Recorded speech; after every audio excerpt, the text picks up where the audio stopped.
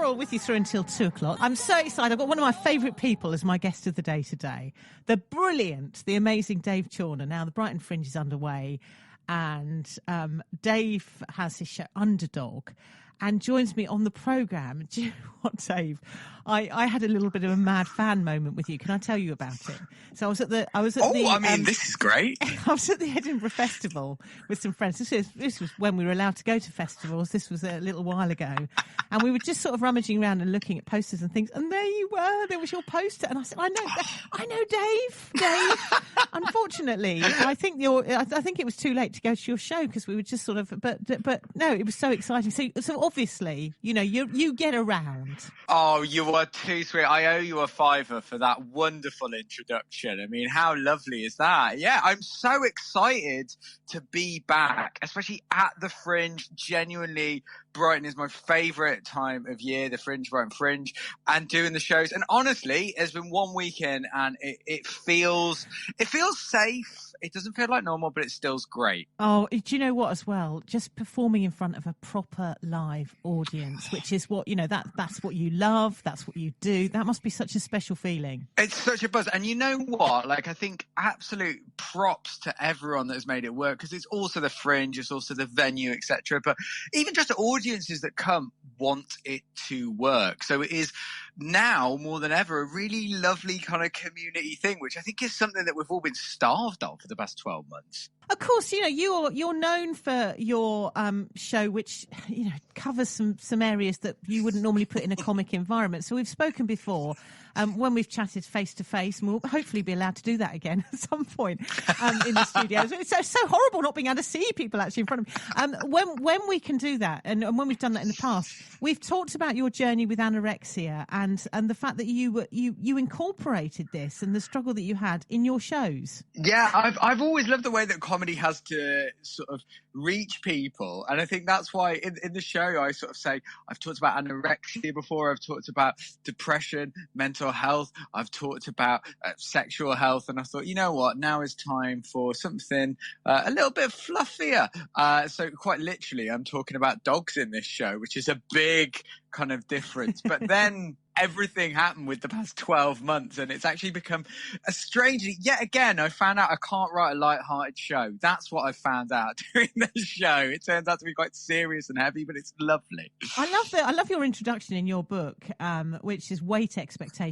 A brilliant title for it, where you say, you sort of introduce yourself by talking about the fact that you're going to discuss anorexia, but then you go, don't worry, it's not a drag pity party. It's going to be all right. It's not chicken soup for the soul. Yeah, I just love that, and that's what it's all about, isn't it? The fact that we can laugh at some fairly serious subjects, and sometimes that is a really good way of discussing them and bringing them out into the open. Oh, it's absolutely brilliant way, because not only does it draw people in, it makes people that have no experience of these sort of things interested, but it also helps people that are dealing with, you know, perhaps dark and difficult things. It gives them a little bit of that levity, which I think comedy is so brilliant of. And that's why doing this show, the whole kind of conceit of it is that dogs are better than humans. And I've come from, I didn't like dogs, all the way to, I think that dogs are absolutely, I've got no questions now. We can take a leaf out of dogs' books as a species. Yeah, I think we definitely can. So let's talk about dogs then, and how this all came about, because this is very different to your previous show. Where did it all start? So I've done previous shows about like all of the different mental illness and stuff, but this was just meant to be a little bit of a silly, light-hearted thing. There's a brilliant app out there, and there are other apps available, and we went on, it's called Borrow My Doggy. Basically, it's Tinder for dogs, and it matches people who have dogs up with people who love dogs. And we matched with all of these different dogs, and it's about that journey of getting to know these little dogs. And the wonderful thing about it is, when you've got a dog, you can stop people in the park. You can have a chat, and it's not, you don't get put on some sort of local register. People don't get scared. They're kind of fine, and they love chatting to you. And I've read numerous articles saying about how dogs can help boost your mental health and reduce stress. I've never read a single article saying that having a child can help boost your mental health and reduce stress. So the kind of finale of the show is trying to use all of those different lessons, I suppose, that dogs teach us that can be so overlooked, especially compounded with the past 12 months with key workers and shelf stackers and posties being our knights in PP armour, and actually celebrating the uncelebrated and really appreciating the little things that make the biggest difference. It's funny, isn't it? Because actually during this last year when we've had so many phone calls from different people, it's whenever we mention sort of pets or dogs, that's what people really, you know, they're not pets. They're part of people's families. Oh, hugely. I mean, one of the dogs that we used to lend off people, we actually took up to my mum and dad's in the Midlands, and my dad used to refer to him as his favourite grandchild, the dog, which really annoyed my niece. But it is one of those things that they have their own little personalities, and it's beautiful how much people talk about pets and animals, and we are a nation of animal lovers, and I think that's something to be so proud of, that, you know, we care for other species. And I think it's lovely, and honestly, you can bring it up at a dinner party, and if someone's got a cat or a dog, bam, that's the rest of the night gone. That's all you're talking about. It's funny, isn't it, as well? So I had a dog for a very long time, and very sadly he died. He was of old age. He was very, very elderly, and I haven't been able to replace him since, because I feel that, you know, I can't quite get over that. And it's amazing the devastation. I wasn't quite prepared for how upsetting it would be when he finally came to the end of his life. It is and I think that is amazing that you realise that. And people tell me these stories. Even my girlfriend had a Rottweiler when she was a kid, and unfortunately he passed away. He had to be put down because, you know, he was getting old, and her dad still can't walk down that road that the vet is on. And even though that was 17 years ago, he still can't go down that road. And that just kind of real connection with people, which I think is what everyone's been striving for over this past 12 months. That connection, that to talk about someone and share stuff is exactly what we all need right now. I feel like I need to introduce you to my guinea pig, though, Graham. I think there could be a show about guinea pigs. They're great. They're brilliant. They are. It was Graham and Ken. Then sadly Ken died, and so Graham is a single man now, and he spends a lot of time living in our house, and he loves a bit of Midsummer Murders, lounging on the sofa, eating. You know, he likes a bit of celery as well while he's doing that. And for me, watching Graham eat a piece of cucumber has been my stress relief through the pandemic. So I do feel, Dave, that if I give you a bit of advice, it's to maybe branch this show out into other species as well, because there are other animals that have helped us through this difficult time. I absolutely love that. Like I think my pinnacle of my career would be just to go around and do gigs in zoos. I think that would make me the happiest man alive. Yeah, and I think there's lots of opportunity there, really. So let's talk about you then and your plan. So the pandemic, it was difficult, particularly for those in arts and entertainment. But I would imagine that there's no keeping you down, Dave. What were you up to while you couldn't get out and perform in front of a live audience? Well, funny enough, this takes a whole full circle, because I've been very lucky in order to have had time and space to think about things. And exactly like the conversations that we've had before, is that I think whenever you talk about mental health, people always think, oh God, this is going to be quite heavy. So I've actually created a comedy course purely aimed at people with experience of mental ill health, not necessarily diagnosed, but to teach them stand-up comedy as a fun way to recover and as a fun way to boost their mental health. And if anyone's interested, it's called comedyforcoping.com, and we've just been funded by the British Academy to do loads of sort of proper researchy stuff with King's College London and the University of Nottingham to sort of see if we can change that narrative around mental health and get people excited, and to lead with positivity and fun and build people's confidence, their communication and that connection with other people using comedy in order to boost mental health. You see, for me, the idea of being in a comedy environment terrifies me. You know, sort of trying to make other people laugh and standing out there on that stage and having everyone looking at you. I can't think of anything more traumatic for me, to be honest, Dave. I always say that I've just got no dignity to lose, so I'm on to a winner there, really.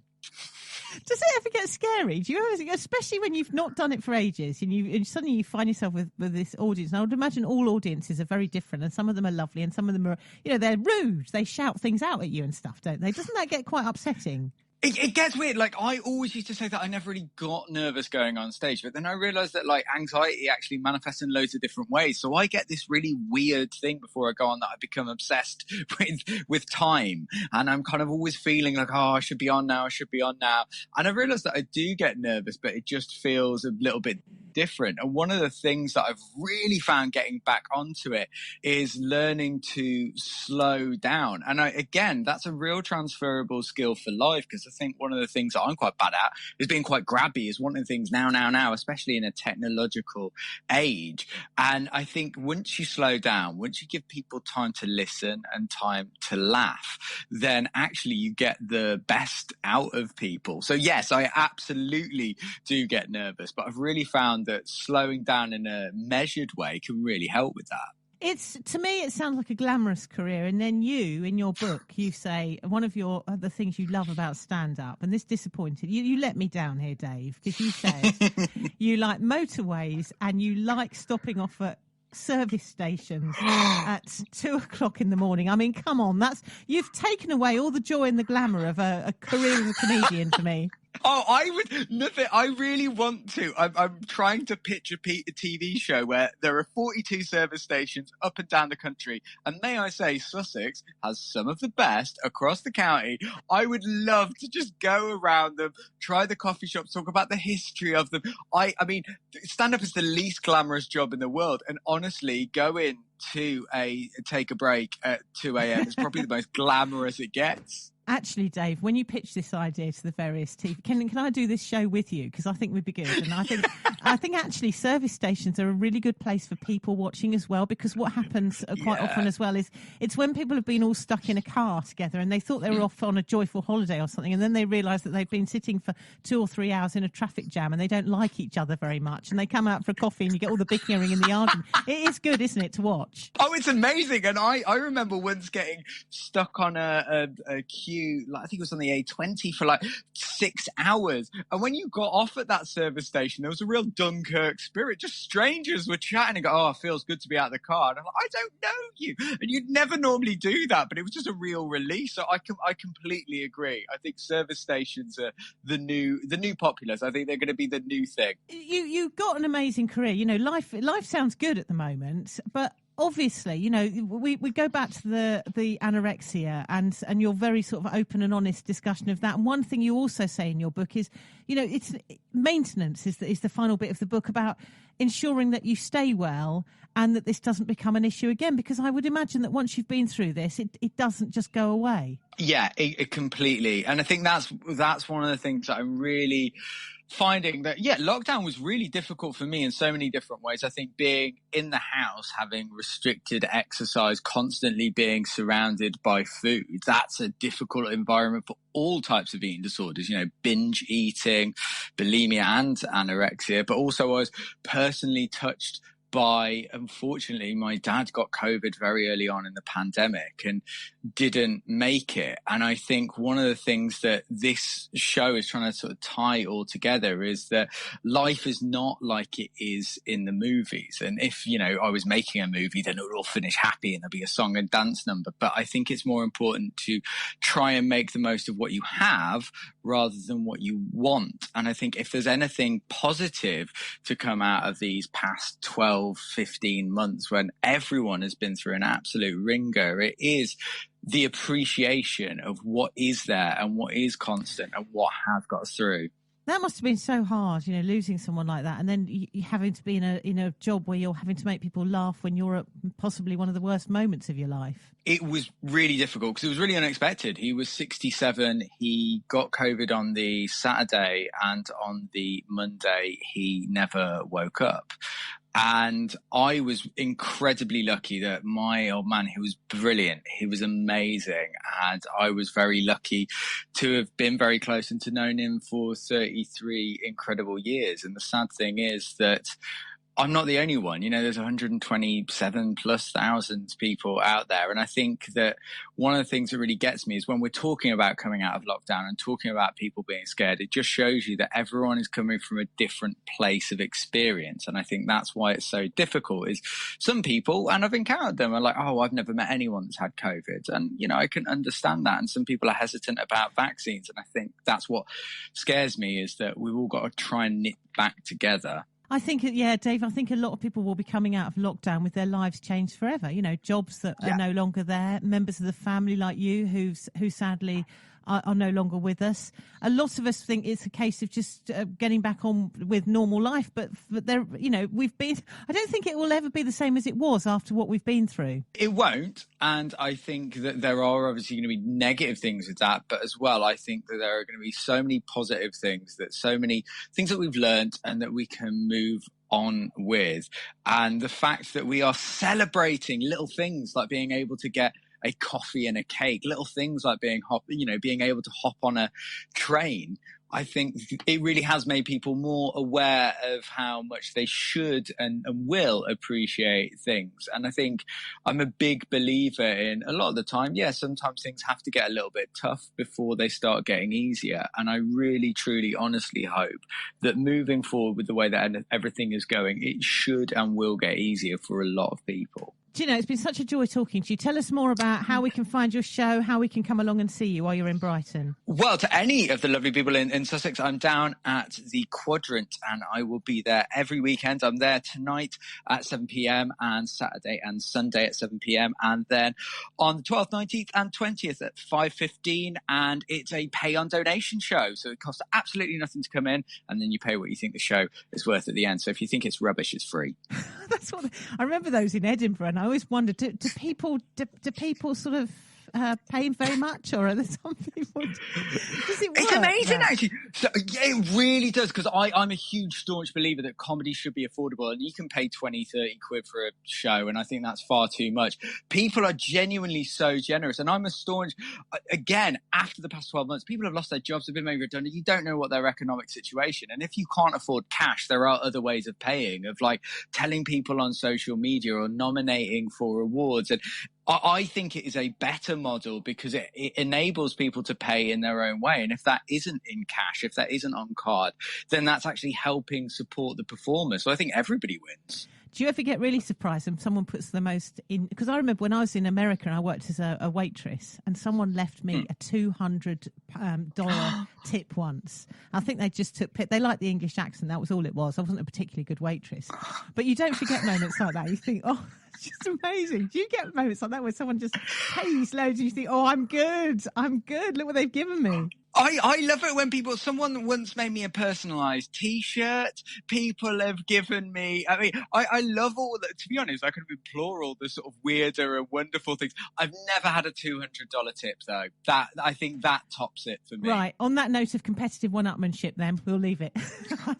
Dave, next time you're here, do join us again. And such a pleasure to have you on the programme. Thank you, Dave. Really good to talk to you. Take care. Thanks, Dave. The brilliant Dave Chawner. Absolutely love chatting to him and his show, one of the many that's on at the Brighton Fringe at the moment. So good, isn't it, to see these things coming back. On the BBC Sounds app, on your smart speaker, play BBC Radio Sussex, and on your radio. The sound of Sussex is BBC Radio Sussex.